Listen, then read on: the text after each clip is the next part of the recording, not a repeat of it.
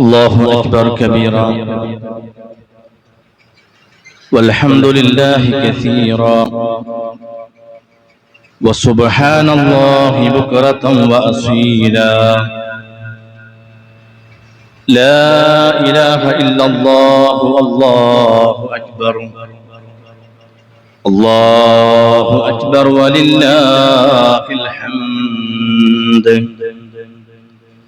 اللهم صل على محمد وعلى آل محمد كما صليت على إبراهيم وعلى آل إبراهيم إنك حميد مجيد اللهم بارك على محمد وعلى آل محمد كما باركت على إبراهيم وعلى آل إبراهيم إنك حميد مجيد أما بعد فإن خير الكلام كلام الله وخير السنن سنن محمد صلى الله عليه وسلم وشر الأمور محدثاتها وكل محدثة بدعة وكل بدعة ضلالة وكل ضلالة في النار أعوذ بالله من الشيطان الرجيم بسم الله الرحمن الرحيم يا أيها الذين آمنوا اتقوا الله حق تقاته ولا تموتن إلا وأنتم مسلمون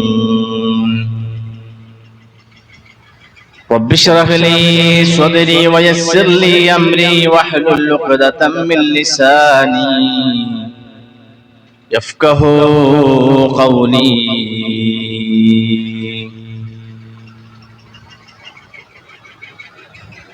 ആദരണീയരായ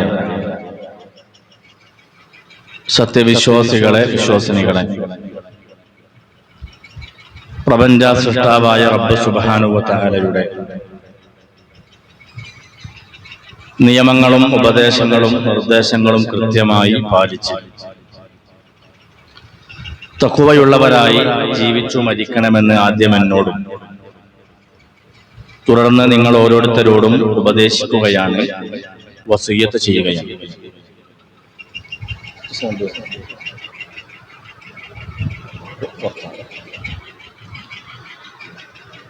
അറഫാ ദിനത്തിലെ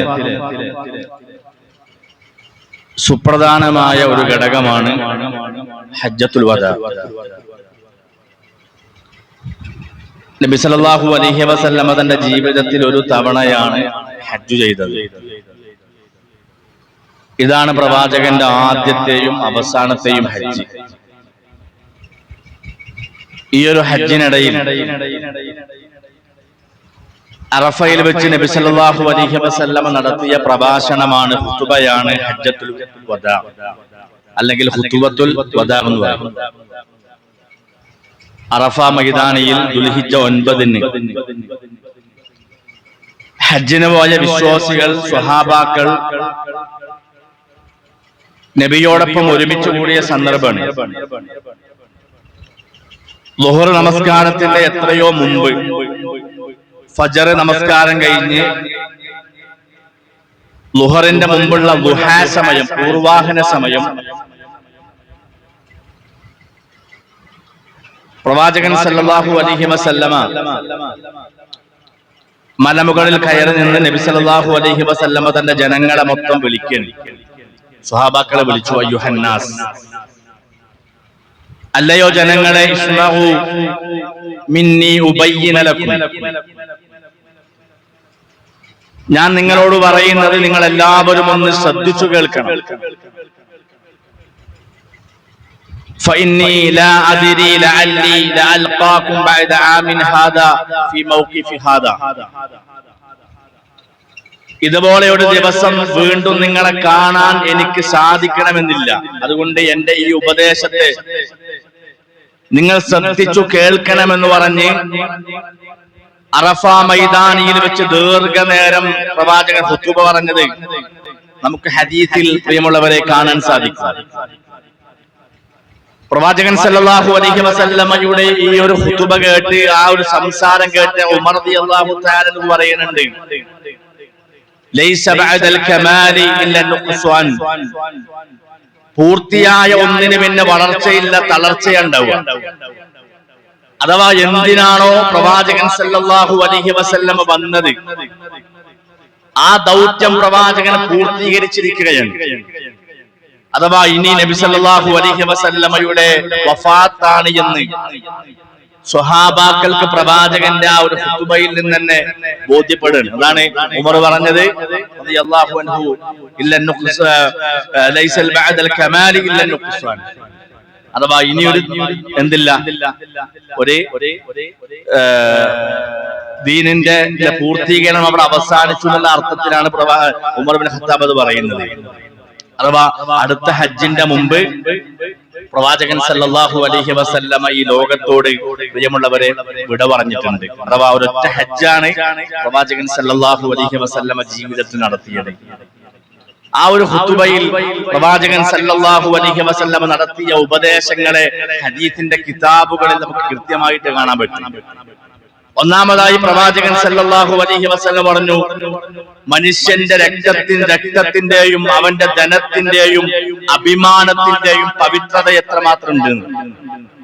ഇന്ന ദിമാഅകും വഅംവാലകും വഅറാദകും ഹറാമുൻ അലൈക്കും കഹുർമതി യൗമിക്കും ഹാദാ ഫീ ശഹരിക്കും ഹാദാ ഫീ ബലദിക്കും ഹാദാ. സ്വഹാബ, ഈ മക്ക എന്ന രാജ്യത്തിന്റെയും ഈ ദുൽഹിജ്ജ എന്ന മാസത്തിന്റെ ഈ അറഫ ദിവസത്തിന്റെ പ്രത്യേകത പോലെ, ശ്രേഷ്ഠത പോലെ മനുഷ്യന്റെ ചോരക്ക് പവിത്രതയുണ്ട്, അവന്റെ അഭിമാനത്തിന് പവിത്രതയുണ്ട്, അവന്റെ ധനത്തിന് പവിത്രതയുണ്ട്. അതുകൊണ്ട് പരസ്പരം രക്തം ചിന്തൽ നിങ്ങൾക്ക് ഹറാമാക്കിയിരിക്കുന്നു എന്ന് പ്രവാചകൻ സല്ലല്ലാഹു അലൈഹി വസല്ലമ തന്റെ സ്വഹാബത്തിനെ പ്രിയമുള്ളവരെ പഠിപ്പിക്കുകയാണ്. ഒരുപാട് ഉപദേശങ്ങൾ നമുക്ക് ആ ഖുതുബയിൽ കാണാൻ പറ്റും. അതോടൊപ്പം സാമ്പത്തികവും സാമൂഹികവുമായ ബാധ്യതകൾ പ്രവാചകൻ അവിടുന്ന് സ്വഹാബത്തിനെ പഠിപ്പിച്ചു കൊടുക്കുകയാണ്. പലിശ നിരോധിച്ചിരിക്കുന്നു എന്ന് പറഞ്ഞു. വഇന്ന കുല്ല റിബൻ മൗദൂഅൻ വലക്കും റഊസ് അംവാലിക്കും ലാ തദ്ലിമൂന വലാ തുദ്ലമൂൻ ഖലല്ലാഹു അല്ലാ റിബൻ വഇന്ന റിബാ അബ്ബാസ് ഇബ്നു അബ്ദുൽ മുത്തലിബ് മൗദൂഅൻ കുല്ല. അഥവാ അജ്ഞാനകാലത്തെ പലിശ ഇടപാടുകളെല്ലാം ഞാനിതാ ദുർബലപ്പെടുത്തിയിരിക്കുകയാണ്. ആ ഇനത്തിൽ ഒന്നാമതായി ഞാൻ ദുർബലപ്പെടുത്തുന്നത് എന്റെ പിതൃവ്യൻ അബ്ബാസിന് കിട്ടാനുള്ള പലിശയാണ് എന്ന് പറഞ്ഞ് പ്രവാചകൻ സല്ലല്ലാഹു അലൈഹി വസല്ലമ പലിശ നിരോധിച്ചുകൊണ്ട് അവിടുന്ന് പ്രിയമുള്ളവരെ സംസാരിക്കുകയാണ്. സാമ്പത്തികമായ ഇടപാടുകളെ കുറിച്ച് പ്രവാചകൻ അവിടുന്ന് സംസാരിക്കുന്നുണ്ട്. സാമൂഹികമായ ബാധ്യതകളെ കുറിച്ച് പ്രവാചകൻ ആ ഖുതുബയിൽ സംസാരിക്കുന്നു. പ്രവാചകൻ പറഞ്ഞു, നിങ്ങളെല്ലാവരും ഒരു മനുഷ്യരിൽ നിന്നാണ്. യാ അയ്യുഹന്നാസ്, അല്ലയോ മനുഷ്യരെ, അല്ലയോ സ്വഹാബത്തെ, അലാ ഇന്ന റബ്ബക്കും വാഹിദ്, നിങ്ങളുടെ ദൈവം ഏകനാണ്. വ ഇന്ന അബാക്കും വാഹിദ്, നിങ്ങളുടെ എല്ലാവരുടെയും പിതാവ് ഒരാളാണ്, അഥവാ ആദമാണ്. വ ഇന്ന അബാക്കും വാഹിദ് അലാ ലാ ഫദ്ല ഇല്ലാ ലി അറബിയ്യിൻ അലാ അഅ്ജമിയ്യിൻ വലാ ലി അഅ്ജമിയ്യിൻ അലാ അറബിയ്യ. ഒരു അറബിക്കും തന്നെ അനറബിയേക്കാൾ ശ്രേഷ്ഠതയില്ല. ഒരു അനറബിക്കും അറബിയേക്കാൾ ഒരു മഹത്വവുമില്ല. അതേപോലെ തന്നെ വല അഹ്മറ അലാ അസ്വദ വല അസ്വദ വല അഹ്മറ ഇല്ലാ ബിത്തഖ്വ. കറുത്തവനും വെളുത്തവനും തമ്മിൽ, വെളുത്തവനും കറുത്തവനും തമ്മിൽ ഒരു വ്യത്യാസങ്ങളുമില്ല. ഇല്ലാ ബിത്തഖ്വ, തഖ്വ കൊണ്ടല്ലാതെ എന്ന് പ്രവാചകൻ സല്ലല്ലാഹു അലൈഹി വസല്ലമ പ്രിയമുള്ളവരെ പഠിപ്പിക്കുന്നു. നിങ്ങളെ ആ ഒരു ഉപദേശത്തിന്റെ മഹത്വം, കറുത്തവനും വെളുത്തവനും എന്ന് പരസ്പരം അങ്ങോട്ടും ഇങ്ങോട്ടും ആ ഒരു രൂപത്തില് ആളുകൾ ചിത്രീകരിക്കപ്പെടുമ്പോ പ്രവാചകൻ കൃത്യമായ ഉപദേശം സ്വഹാബത്തിന് കൊടുക്കുകയാണ്.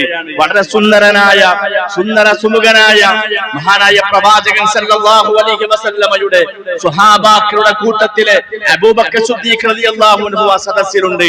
കറുകറുത്ത നീഗ്രോ വംശജനായ അടിമയ അടിമയായ ബിലാല് ആ പ്രവാചകന്റെ സദസ്സിലൊന്നുണ്ട്. അവരോടൊക്കെ പ്രവാചകൻ പറയാ, കറുത്തവനും വെളുത്തവനും തമ്മിൽ ഒരു വ്യത്യാസവുമില്ല അള്ളാഹുവിന്റെ അടുക്കൽ, ഇല്ലാ ബിത്തഖ്വ, തഖ്വ കൊണ്ടല്ലാതെ. തഖ്വയുണ്ടോ എങ്കിൽ റബ്ബിന്റെ അടുത്ത് പരിഗണനയുണ്ട് എന്ന പ്രവാചകൻ സല്ലല്ലാഹു അലൈഹി വസല്ലമയുടെ മഹത്തായ ഉപദേശങ്ങൾ നമുക്ക് ആ ഖുതുബയിൽ പ്രിയമുള്ളവരെ നമുക്ക് കാണുവാൻ സാധിക്കും. ശേഷം മുഹാജിറുകളും അൻസാറുകളും തമ്മിലുള്ള സാഹോദര്യ ബന്ധത്തിന്റെ പ്രാധാന്യം പ്രവാചകൻ സ്വഹാബത്തിനെ പഠിപ്പിക്കുകയാണ്. ആരാ പ്രിയമുള്ളവരെ മുഹാജിർ, ആരാ അൻസ്വാറുകള്? ഹിജ്റ ചെയ്ത് മദീനയിലേക്ക് വന്ന ആളുകളാ പ്രവാചകന്റെ സല്ലല്ലാഹു അലൈഹി വസല്ലമയും സ്വഹാബാക്കളുമായ മുഹാജിറുകള്. അവരെ സ്വീകരിച്ച അൻസാറുകൾ, വീടില്ലാത്തവർക്ക് അവർ വീട് കൊടുത്തു, സ്വന്തം വീട്ടിൽ അവർക്ക് താമസിക്കാനുള്ള സൗകര്യങ്ങൾ കൊടുത്തു. കൃഷിയുള്ളവർ ആ കൃഷി പകുതിയാക്കി തന്റെ വീട്ടിലേക്ക് കയറി വന്ന മുഹാജിറായ അതിഥിക്ക് നൽകാൻ തയ്യാറായ സ്വഹാബത്ത്. അവർ തമ്മിലുള്ള പരസ്പര സാഹോദര്യത്തിന്റെ സ്നേഹത്തിന്റെ മഹത്വം പ്രവാചകൻ ആ ഖുതുബയിൽ അവിടുന്ന് സംസാരിക്കുന്നുണ്ട്. അനസ് ഇബ്നു മാലിക് റളിയല്ലാഹു അൻഹുവിന്റെ വീട്ടിൽ വെച്ച് അവരെ പരസ്പരം സഹോദരങ്ങളാക്കി പ്രവാചകൻ പ്രഖ്യാപിക്കുകയാണ്.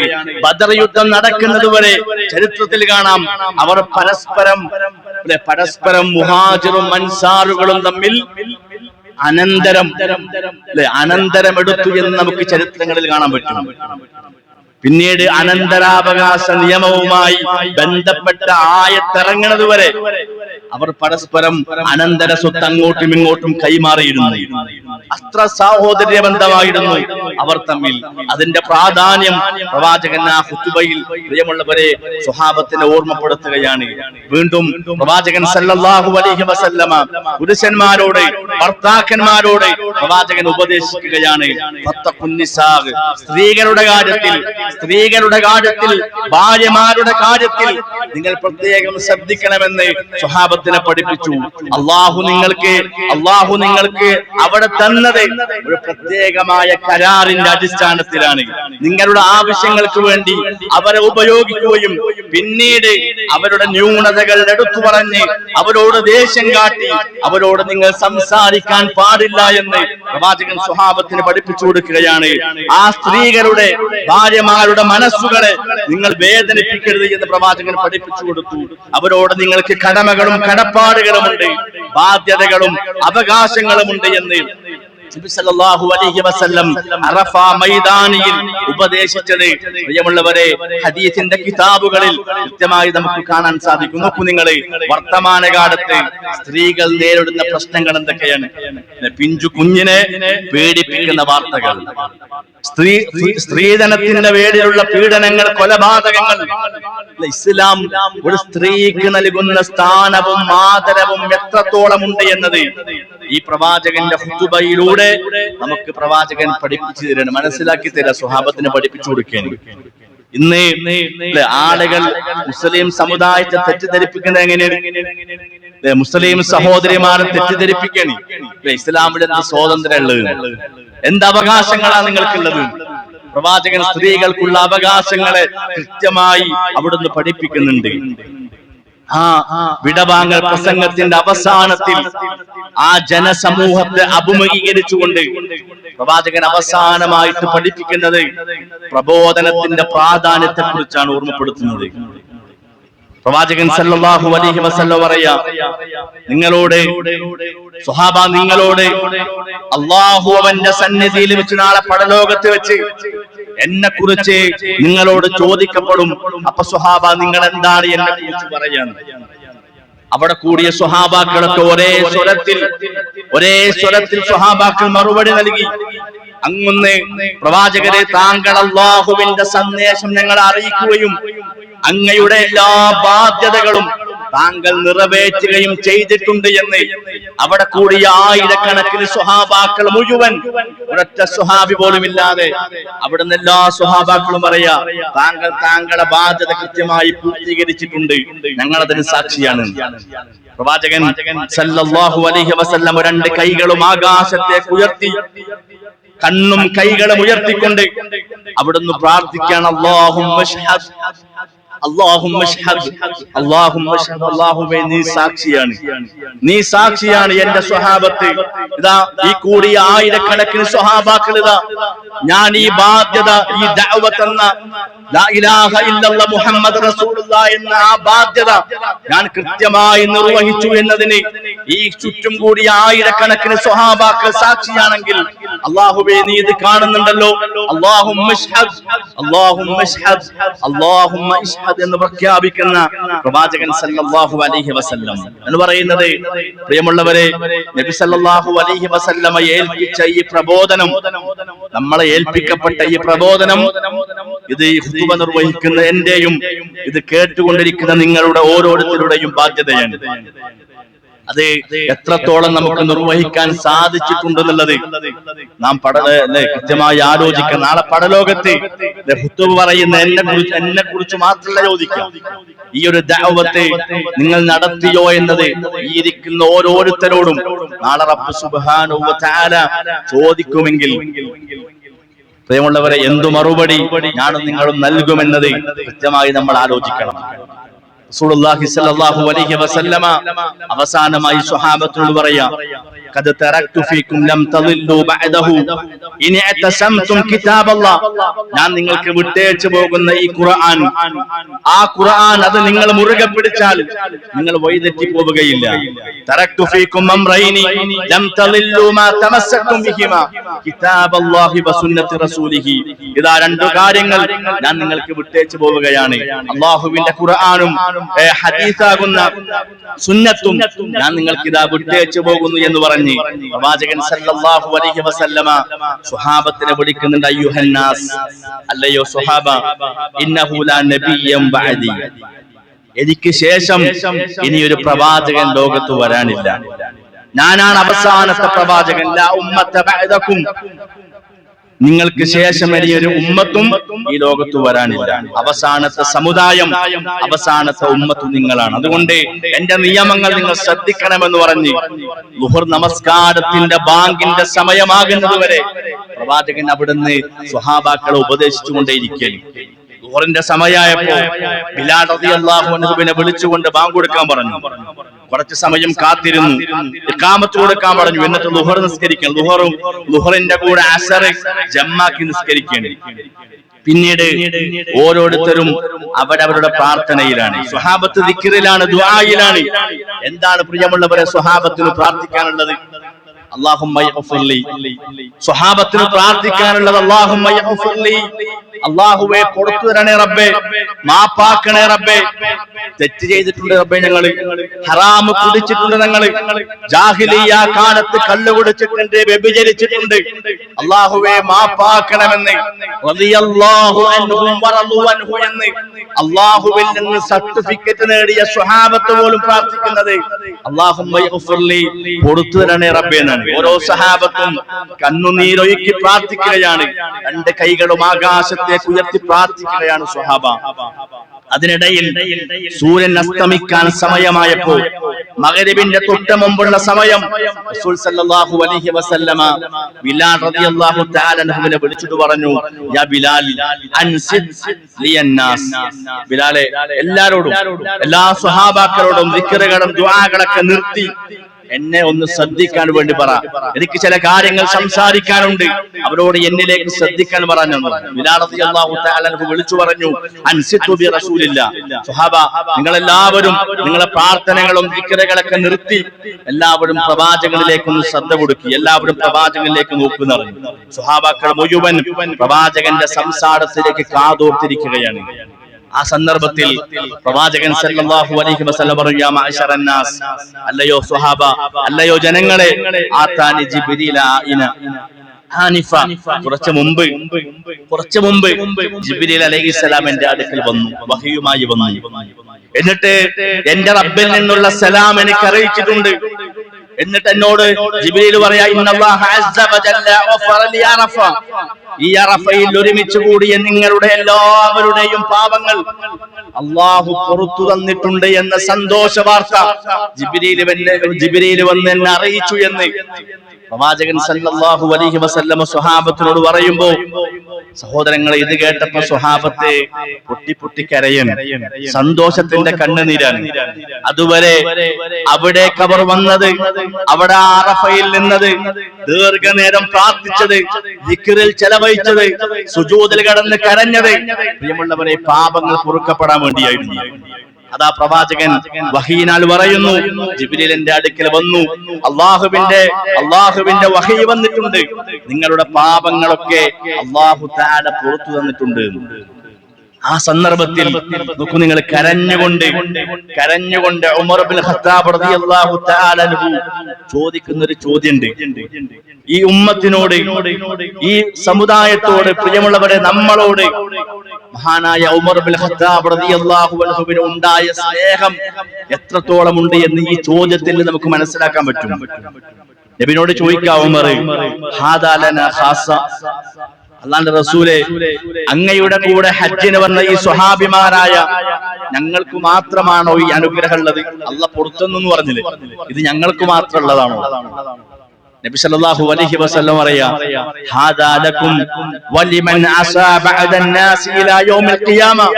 സ്വഹാബ, ഇത് നിങ്ങൾക്കും അന്ത്യനാൾ വരെ ഹജ്ജ് കർമ്മത്തിന് വന്ന് ദുൽഹിജ്ജ 9 അറഫയിൽ വന്നു നിൽക്കുന്ന ലോകത്തുള്ള മുഴുവൻ ഹജ്ജാജികൾക്കുമുള്ള അനുഗ്രഹമാണ് എന്ന് പറഞ്ഞപ്പോ ഉമർ ഇബ്നുൽ ഖത്താബ് റളിയല്ലാഹു അൻഹു സന്തോഷം കൊണ്ട് കണ്ണുനീര് തുടച്ചു എന്നത് കിതാബുകളിൽ കൃത്യമായി നമുക്ക് കാണാൻ പറ്റും.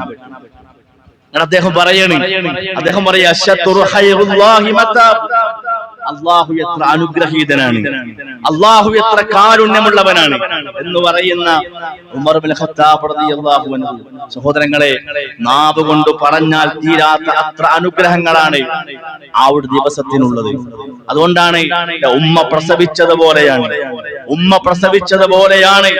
ഹജ്ജ് ചെയ്ത ആളുകൾ തിരിച്ചു വരിക എന്ന് പ്രവാചകൻ സല്ലല്ലാഹു അലൈഹി വസല്ലം പഠിപ്പിക്കുന്നത്. അൽ ഹജ്ജു അറഫ എന്നാണ്. ഹജ്ജ് എന്ന് പറഞ്ഞാൽ തന്നെ, പ്രിയമുള്ളവരെ, അറഫയാണ്. ആ അറഫയുടെ മഹത്വമൊക്കെ കഴിഞ്ഞ ഖുതുബയിൽ നമ്മൾ വിശദീകരിക്കുകയുണ്ടായി. അതുകൊണ്ട് ഈ ചരിത്രങ്ങളൊക്കെ, പ്രിയമുള്ളവരെ, നമ്മൾ പഠിക്കുക, അതിൽ നിന്ന് കൃത്യമായ പാഠം ഉൾക്കൊള്ളുക. അല്ലാഹു നമുക്ക് ജീവിതത്തിൽ ഒരു ഹജ്ജും ഉംറയും ചെയ്യാനുള്ള തൗഫീഖ് നൽകി അനുഗ്രഹിക്കുമാറാകട്ടെ. ഹജ്ജിന് പോയ ആളുകൾക്ക് അല്ലാഹു മഖബൂലും മബ്റൂറുമായ ഹജ്ജ് ചെയ്തു മടങ്ങി വരാനുള്ള തൗഫീഖ് അല്ലാഹു നൽകി അനുഗ്രഹിക്കുമാറാകട്ടെ. അഖൂലു ഖൗലി ഹാദാ അസ്തഗ്ഫിറുല്ലാഹ ലി വലക്കും വസ്തഗ്ഫിറു ഇന്നഹു ഹുവൽ ഗഫൂറുർ റഹീം.